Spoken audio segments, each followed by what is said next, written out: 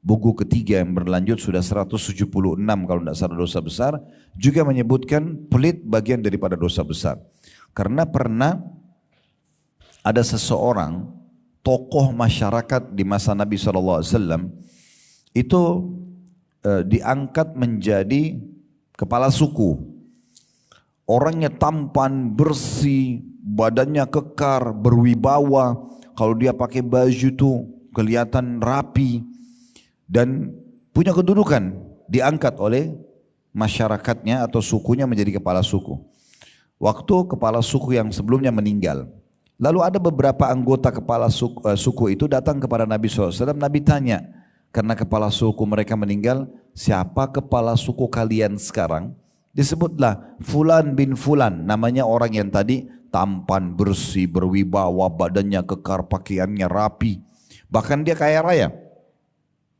Lalu kata Nabi SAW yang ditanya, bagaimana kepribadiannya? Mereka mengatakan, dia tampan ya Rasulullah, dia rapi, dia bersih, dia wangi, dia kaya, dia berwibawa, hanya saja pelit, gak suka memberi perhitungan. Maka Nabi SAW mengatakan, semua kebaikan tadi, kelebihan fisik, kedudukan, kekayaan, itu Nabi gak bahas. Itu semua hilang hanya karena perkataan anggota sukunya, tapi sayangnya dia pelit. Kata Nabi SAW, penyakit jiwa apa yang lebih berat daripada pelit itu sendiri? Bapak Ibu sudah tahu belum? Pernah di zaman Nabi Muhammad SAW ada seorang bapak ikut sholat bersama Nabi SAW. Namun subhanallah penampilannya, bajunya lusuh, rambutnya kusut, penampilannya kelihatan tidak terawas dan tidak terurus, seperti orang yang susah. Dan ini biasanya terjadi pada orang yang tidak punya harta.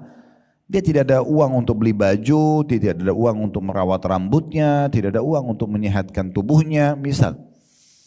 Maka Nabi SAW selepas sholat datang kepada orang tersebut. Pertanyaan pertama Nabi begini, kau punya harta enggak? Orang itu mengatakan, ada ya Rasulullah. Nabi tanya, apa harta kamu? Dia bilang, saya punya kuda, saya punya unta, saya punya domba. Di masa itu, ini berarti orang kaya. Apa kata Nabi SAW? Kalau begitu, mana kamu dari bekas nikmat Allah pada dirimu? Allah enggak suruh kau pakai baju begini, enggak suruh rambutmu berantakan begini.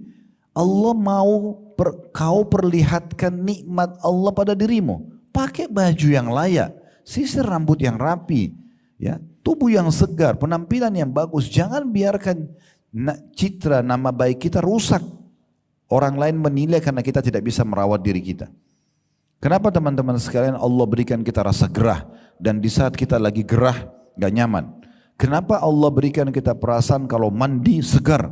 Bahkan ide kita jadi lebih brilian, kita jadi lebih percaya diri ketemu sama orang, agar kita selalu mandi, jaga kebersihan itu. Kenapa kita pada saat pakai baju rapi, kita percaya diri? Kenapa kita kalau pakai baju yang robek atau kusut, kita merasa kurang percaya diri? Kenapa kita pada saat wangi mulut, habis sikat gigi, percaya diri bicara sama orang? Kenapa pada saat kita habis makan atau kurang wangi mulutnya, kita tidak percaya diri? Kenapa jenazah dimandikan? Padahal sebentar lagi sudah dibungkus kain kafan akan dimakan oleh tanah. Semua orang tahu. Benda apapun kita masukin ke dalam tanah, ditutup sama tanah, itu akan habis nanti. Ada belatung tanah, ada ulat tanah, habis. Dan Nabi SAW sudah bilang, semua jasad kalian akan dimakan oleh tanah, kecuali tulang ekor kalian yang darinya Allah akan bangkitkan kalian. Tapi kenapa harus dimandikan? Kenapa pakai kain kafan baru? Toh dia sebentar lagi akan hancur badannya. Kenapa kita enggak geletakin aja begitu? Karena Allah mau kita selalu dalam kondisi bersih, rapi, menunjukkan nikmat Allah Subhanahu wa taala. Dan sedekah yang paling afdal adalah sedekah pada diri sendiri. Diri sendiri, kita mulai dari diri kita. Ya. Kata Nabi SAW kepada seorang sahabat yang pernah mengatakan, ya Rasulullah, saya punya harta, dirham. Kalau kita sekarang uang, duit saya ada. Siapa orang yang paling pantas saya sedekahkan? Kata Nabi SAW, dirimu dulu. Diri kita sendiri. Beli pakaian yang pantas, ya. Beli mungkin sabun dan sampo yang bagus, beli sepatu yang bagus, yang penting tidak mubazir, tidak berlebihan, tapi jangan juga hinakan diri kita. Kita berada di tengah-tengah, sesuai dengan kebutuhan bukan keinginan. Ya. Jadi betul-betul kita harus tahu masalah ini, supaya jangan sampai kita keliru. Ya.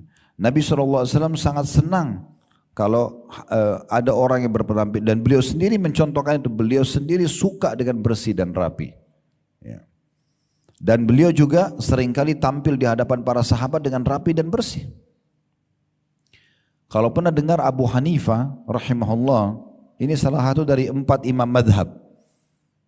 Ada Imam Abu Hanifah, Imam Malik, Imam Syafi'i, Imam Ahmad. Ini 4 madhab yang sekarang umat Islam umumnya di dunia mengikuti madhab mereka, ya, atau susunan, ya, hukum syariat yang sudah mereka susun sebagai sebuah panduan bagi umat Islam.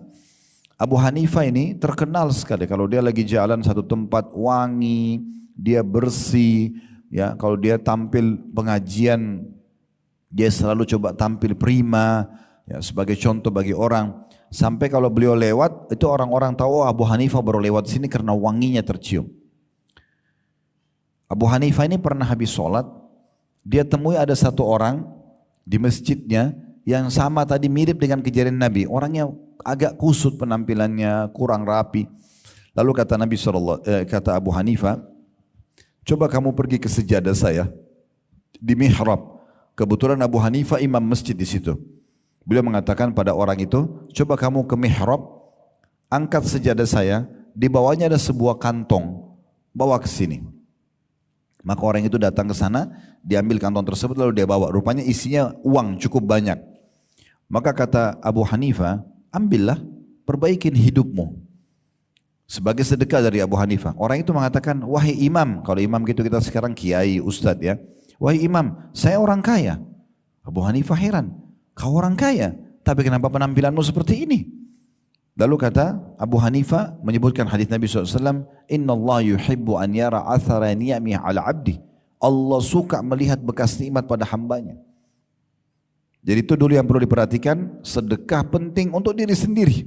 Yang penting jangan berlebihan, dan ingat sumbernya halal.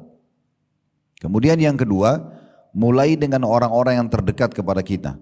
Karena sahabat tadi bilang, waktu dia bilang, ya Rasulullah saya punya harta, saya punya dirham, siapa yang paling layak saya sedekah?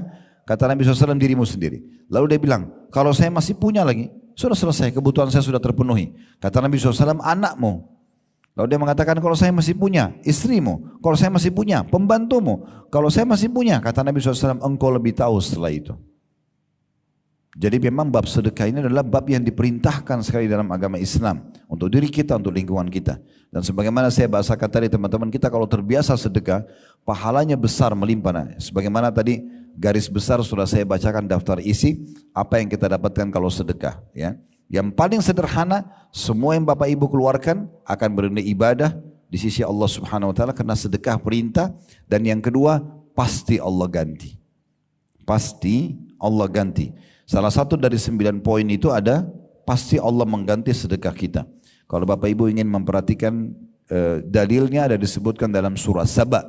Surah nomor 34 ayat 39. Potongan ayat, wa ma anfaqtum min syai'in fahuwa yukhlifu. Yang kalian keluarkan di jalan Allah pasti akan diganti. Ini masalah sedekah. Nah mulai sekarang teman-teman coba jadikan sedekah sebagai sebuah program hidup. Sehingga kita meraih pahalanya, kita meraih balasannya, Allah akan gantikan. Dan mulai dari diri kita, kemudian orang-orang di sekitar kita. Ingat, orang yang dermawan dicintai Allah, sebaliknya. Lawan dermawan orang yang pelit dibenci oleh Allah, bahkan bagian daripada dosa besar. Baik, kita